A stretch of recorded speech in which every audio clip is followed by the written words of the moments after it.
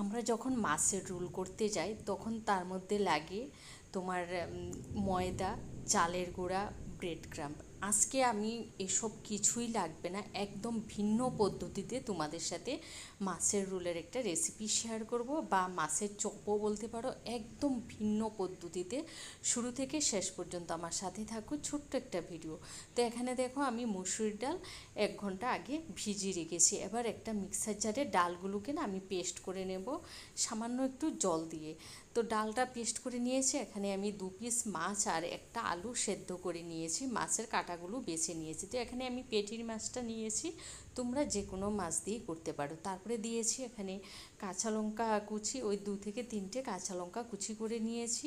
আর বাচ্চারা খেলে সেখানে স্কিপ করতে পারো। তারপরে দিয়েছি একটা বড় সাইজে পেঁয়াজ কুচি, স্বাদ মতো নুন, সামান্য একটু হলুদের গুঁড়া, 1 চা চামচ লাল লঙ্কার গুঁড়া দিয়েছি, 1/2 চা চামচ গরম মশলার গুঁড়া, আর দেবো ধনেপাতা কুচি। এখানে কিন্তু আমি আর কোনো মশলাই ব্যবহার করব না।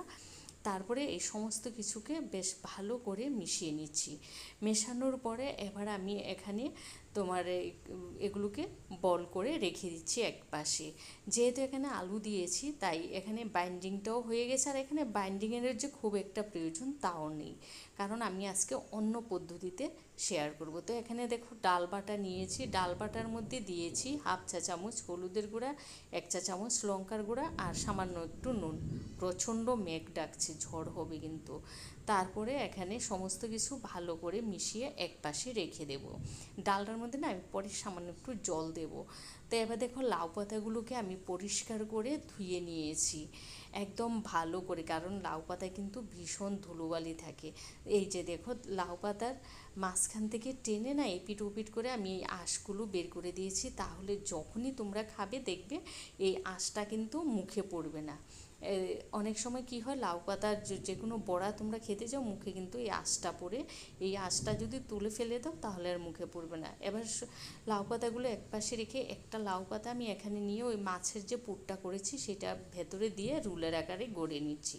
তো আবারও দেখো আরেকটা এভাবে পাতাগুলো দিয়ে শুধু পাতাগুলোকে একটু ভাঁজ করে দেবো। এখানে আটার গোলা দিয়ে আটকানোর কোনো ব্যাপার নেই। তো আজকে দেখেছো আমি তোমাদের বললাম যে একদম ভিন্ন পদ্ধতিতে তোমাদের সাথে মাছের চপ বলো বা রোল বলো যাই বলো, আমি একদম ভিন্ন পদ্ধতিতে তোমাদের সাথে শেয়ার করছি। তো এভাবে দেখো সমস্ত চপগুলো আমার গড়া হয়ে গেছে। এবার এগুলোকে আমি এক পাশে রেখে দিচ্ছি। এবার হলো ভাজার পালা।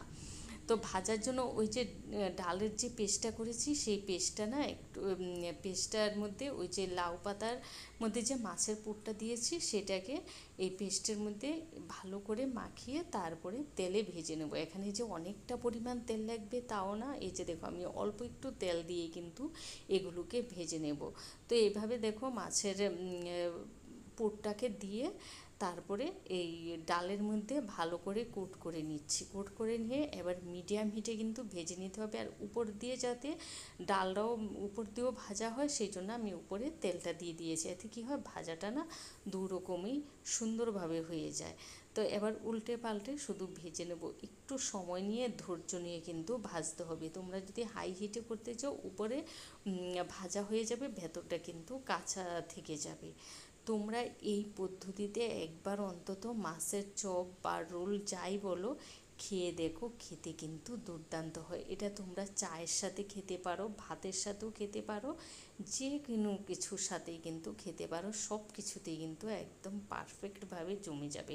আর ওই যে লাউ পাতার আঁশটা তুলে দিয়েছি, যার কারণে না লাউ পাতাগুলো যখন খাচ্ছি মুখে কিন্তু কোনো দড়ি টাইপের কিছুই পড়েনি।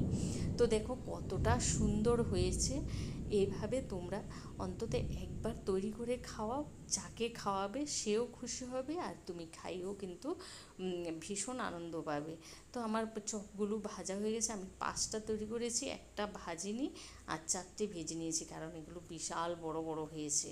তো এইভাবে আমি সমস্তগুলো ভেজে নিয়েছি, আর একটা আমি তোমাদের ভেঙেও দেখাচ্ছি কতটা সুন্দর হয়েছে। তোমরা দেখতেই পাচ্ছ প্রত্যেকটা ভাজে ভাজে কিন্তু এত সুন্দর হয়েছে। ভালো লাগলে ভিডিওটা আত্মীয় স্বজন সবার কাছে শেয়ার করে দিও। ভালো থেকো, সুস্থ থেকো, টাটা।